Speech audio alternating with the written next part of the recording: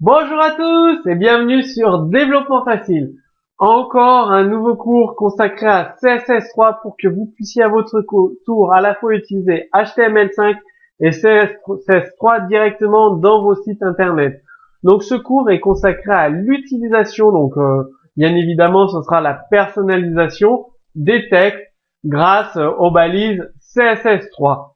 Donc pour modifier la couleur d'un texte, il suffit d'utiliser tout simplement la balise color et dièse votre couleur, soit en hexadécimal, soit RGB, soit avec un mot-clé blue, red, black, white, etc. Donc vous avez, comme je vous l'ai dit, plusieurs notations possibles. Donc voici un exemple de code source avec font family Arial. Et si vous rajoutez donc dans le code source color 2.dièse FCC FFCC00, ça va changer le titre de l'article. Donc, à vous d'essayer. Tous les textes qui seront écrits dans la balise H1, ils seront en Arial. Et si vous voulez modifier la couleur, vous rajoutez la balise color, tout simplement. Donc, comme je vous l'ai dit, il y a plusieurs notations possibles. Color 2.red, color dièse CC00, donc un code hexadécimal. Color dièse C00, un code hexadécimal abrégé. En valeur RGB sous forme de pourcentage, donc rouge, green, blue, rouge, vert, bleu, ou en valeur décimale, donc un nombre compris entre 0 et 255. Donc voici justement un exemple de code source avec la H1 color dièse CC000000. Titre de l'article 1 sera affiché avec cette couleur, donc prédéfinie tout simplement. Vous pouvez modifier l'affichage du texte, par exemple, définir un style avec underline. Donc texte décoration, c'est une propriété qui va vous permettre de choisir le style d'affichage de votre texte. Donc underline, ça va souligner le texte, c'est très utilisé pour les liens en fait. Overline, ça va surligner le texte. Ligne through, ça va carrément barrer le texte, et none, ça enlève toute apparence prédéfinie. C'est comme ça que vous pouvez créer des liens qui ne sont pas soulignés dans une page internet grâce à texte décoration, tout simplement. Donc voici un exemple de code source avec 3 classes CSS différentes, donc texte 1, texte 2, texte 3, texte 4, texte décoration overline, donc la barre au-dessus, underline, la barre soulignée. Vous pouvez cumuler les deux, donc overline, barre au-dessus, underline, barre soulignée, et ligne sous, texte barré, et en dessous l'affichage avec, dans la balise P pour paragraphe, la classe CSS, texte souligné, surligné, texte souligné, surligné, texte barré. Donc c'est un exemple de code source très basique, comme ça vous comprenez directement à la fois comment utiliser les classes CSS et texte décoration. Donc si vous souhaitez enlever le lien qu'il y a, la barre qu'il y a sous les liens, donc les liens soulignés, vous pouvez le faire très facilement avec texte décoration de .node. Vous pouvez effectuer des transformations sur le texte aussi, donc en utilisant la balise texte transform. Et vous avez plusieurs valeurs. Capitalize, ça met la première lettre de chaque mot en majuscule. Uppercase, ça met toutes les lettres en majuscule. Lowercase, ça met toutes les lettres en minuscules.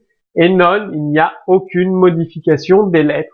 Donc, vous pouvez utiliser cette propriété CSS, Text Transform. Surtout Capitalize, c'est très pratique pour vos titres, vos phrases d'accroche, votre slogan, sur votre site internet, comme ça, la première lettre de chaque mot sera automatiquement en majuscule.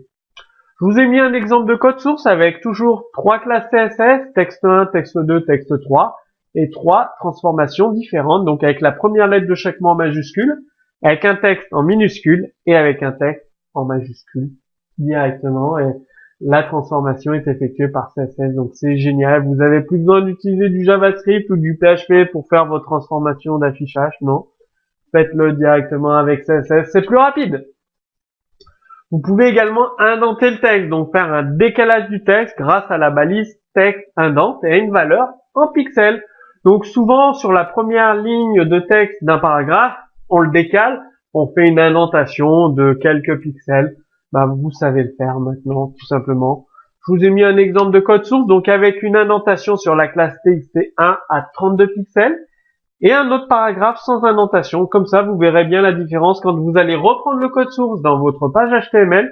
Vous verrez le lorem ipsum est simplement du faux texte tout collé, alors que le deuxième texte, classe 1 txt1, le lorem ipsum, il y aura une indentation de 32 pixels et la deuxième ligne viendra là alors que la première partie du texte sera décalée de 32 pixels, tout simplement.